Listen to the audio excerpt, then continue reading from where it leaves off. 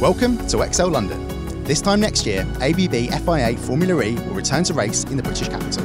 Join us for this exclusive look at the track with Envision Virgin Racing driver Sam Bird. The course will be a 1.5-mile, 23-turn circuit that runs around the perimeter and access roads for the XL building in London's Docklands. It's a generally flat circuit with 2 steep ramps taking the cars to and from the building's upper and lower levels. So we're here at this very tight chicane, which is going to be turns 6, 7 and then 8 on the exit. And you just come charging down a ramp here. It's actually fairly steep and you're going to arrive at this apex here for the left-hander. What's it going to be like coming down that sort of steepish descent, heading into a braking zone while you're racing other cars? I think to start with, we have to start with qualifying. At 250 kilowatts coming down here, really downhill braking zone, it's going to be very, very easy to snatch a front brake and lose a lot of time in this first phase of this chicane. It looks like it's going to be quite tight, especially when you get to mid-corner. If you get a little bit of understeer here, you're going to lose a lot of time mid to exit. So preparation through the first bit is absolutely essential, as it is in any chicane, but I would say with a downhill ascent towards the corner makes it even more tricky. Is this going to be an overtaking spot? Depends on how much energy saving that we're doing.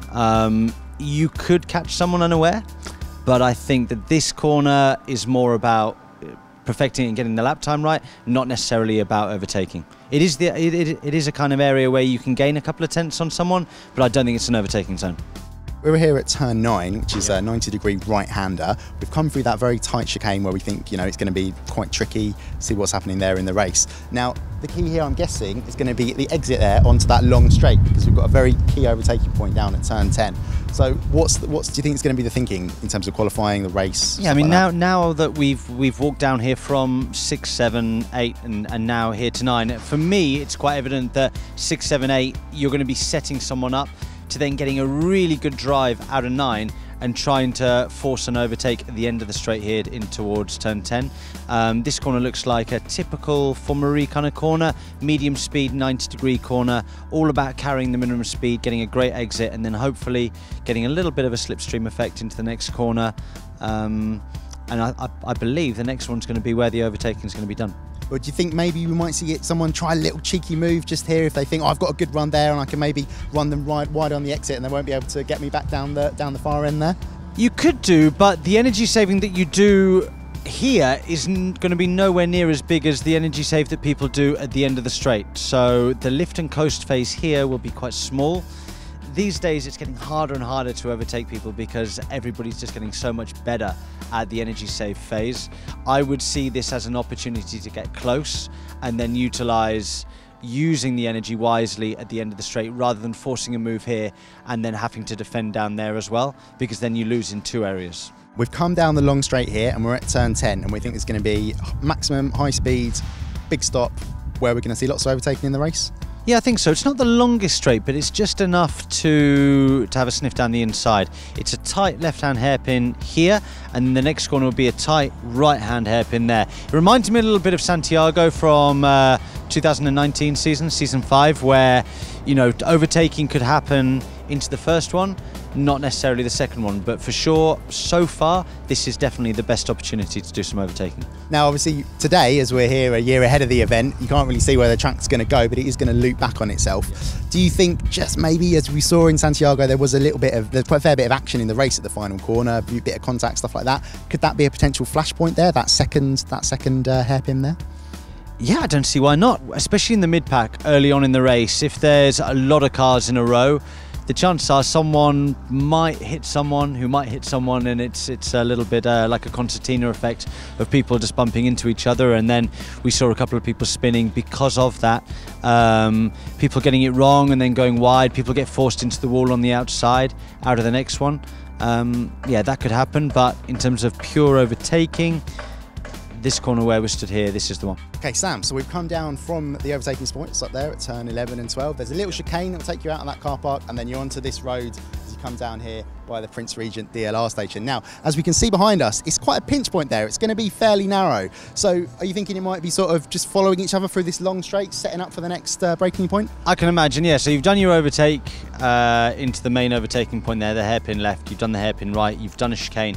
And now I can imagine it will be single file. This next sequence sort of bends round to the right, goes around the Excel, and then we're going to turn left. That could be an overtaking point, but for now, I reckon it's a little bit too narrow to get anything done through this section where we are right now. We know there's quite a lot of work that's going to be taking place on the track over the next year or so. As you can see in the background, there's a nice big speed bump that I'm sure you guys wouldn't appreciate in your racing cars. How does that affect the setup in terms of like the camber and the bumps? What have you got to be thinking about? It's really, really difficult for the engineers and for us. I mean, we go to these different circuits all the way around the world, and every single place there's 50 different tarmacs based around patches and parts of the circuit.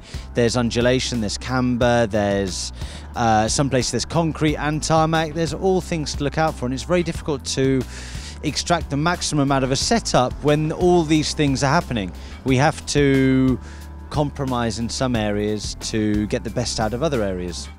We've come down through that long straight run where we're going to be picking up speed.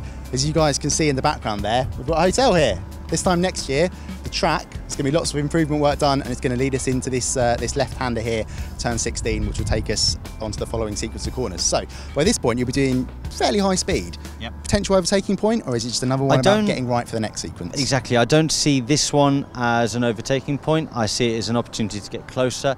We've now got a sequence where we've just turned left. We'll go right, keep on turning right, right, right. Then the next left-hander is a longer sweeping left-hander. I see that as the next potential overtaking point.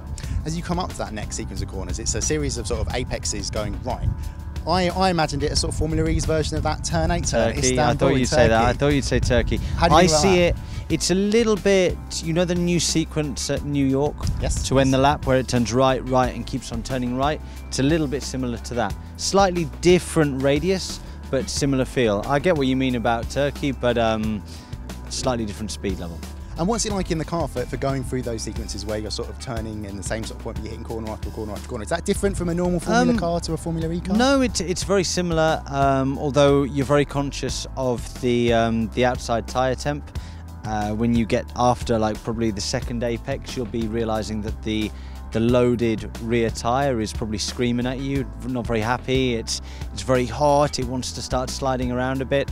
If you've been able in the race period to look after your rear tyres a little bit better, then it's areas like that you can make the difference on a tyre temp, and that'll pay dividends later on in the race.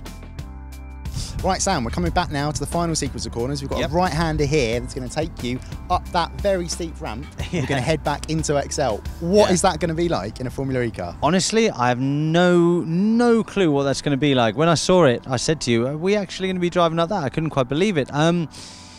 It depends whether it's going to be flat out over it and brake, or whether we're going to be braking uphill. If we're going over it, almost jumping and then braking, it's going to be unbelievable. If we're braking up it makes it a little bit easier, but the transition phase from going uphill to flat means there might be quite a bit of understeer there as we turn in towards the apex, so you might have to anticipate your turn in.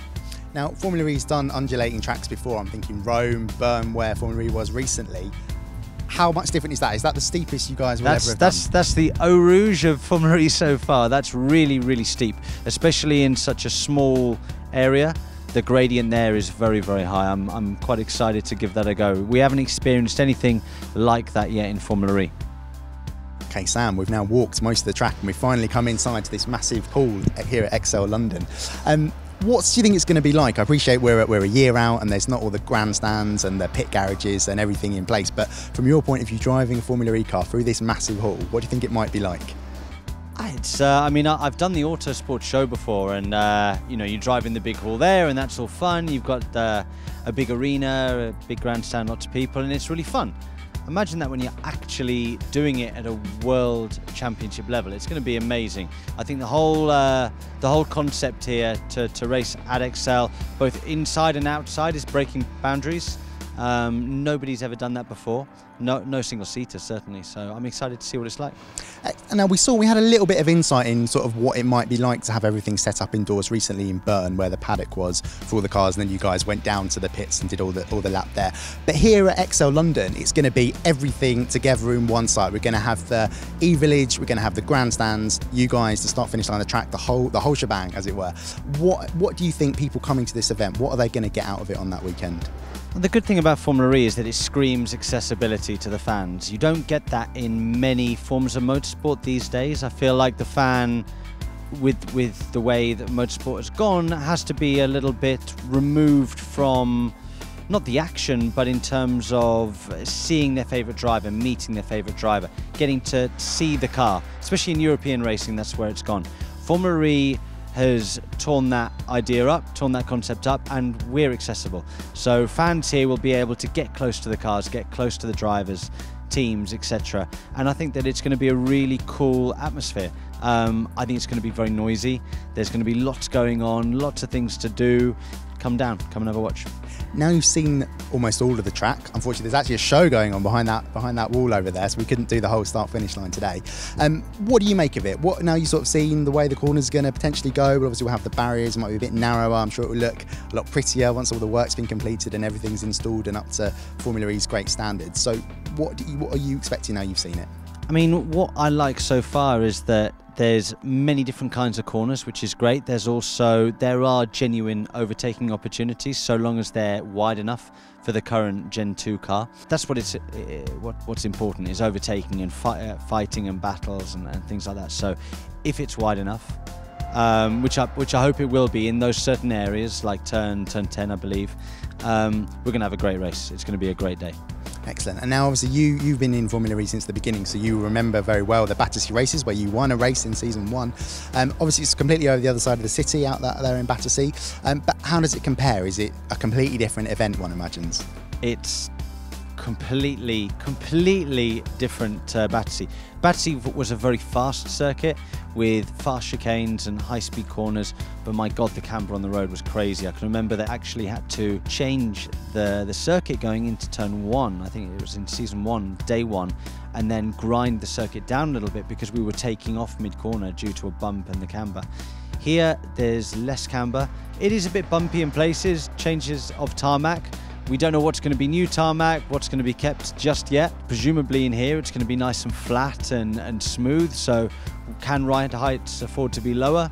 Maybe. Thank you very much for joining us today to take a look at the track. This time next year, ABB FIA Formula E will be back in London. We'll see you then.